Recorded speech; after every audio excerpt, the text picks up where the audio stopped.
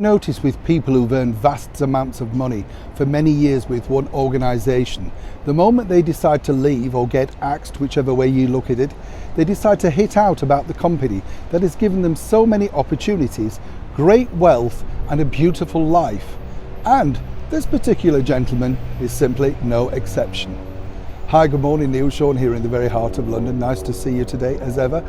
Wonderful that you have taken time out to enjoy, should I say, my company. I'm enjoying your company as ever. And thank you for all your kind comments about the recent videos, particularly, of course, Fergie and Billy Zane.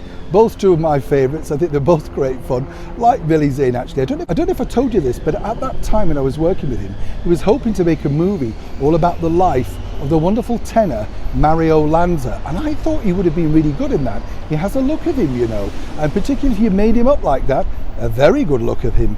I don't know what happened to that project. I'll look into that and find out for you when I get a moment.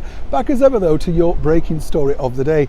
This all centres upon a man who spent 21 years plus at the BBC but then decided it really wasn't his world. So he defected after 21 years of a vast salary, let me tell you, plus expenses, plus all those wonderful opportunities to sit down with the making news makers of the day, you know, the politicians, the prime ministers, the biggest stars in the world, his own political show every Sunday morning named after him. That's right.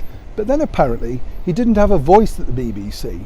Now it's interesting because he defected to the little heard LBC radio over here in the United Kingdom. It's a funny sort of place. It's like an old folks home for all the people that have either been biffed or axed from other channels that then see themselves re-emerging into the commercial world.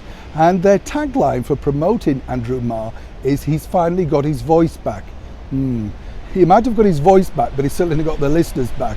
It's not the biggest hit show that he possibly had hoped for. But isn't it interesting, as I say, with these particular individuals, because he fails to say with all this marketing campaign about how difficult it was of 21 years at the BBC, what he went through, etc. Now, looking back, he wrote a novel, right? Head of State, a few years ago now. Guess where he had his book launch? Mr. Marr was allowed his book launch at possibly one of the world's most famous addresses. That's right, 10 Downing Street. This was when David Cameron was the Prime Minister. That's right. Now, apparently, and I remember this very distinctly, I had a book out at the same time. So rather cheekily, I rang 10 Downing Street and said, look, I've got a book. How do I get my launch at 10 Downing Street? Oh, apparently it was a private function. And no, they didn't normally do this. Digging a little deeper, of course, they were old chums. So how difficult would it have been for Mr. Marr to interrogate someone like David Cameron, who was then the Prime Minister, every week on his chat show on BBC One?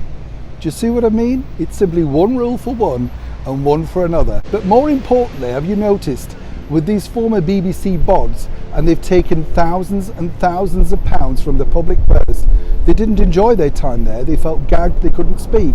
And guess what? Commercially, with an even bigger pay packet for a short period at least, they feel like they've got their voice back.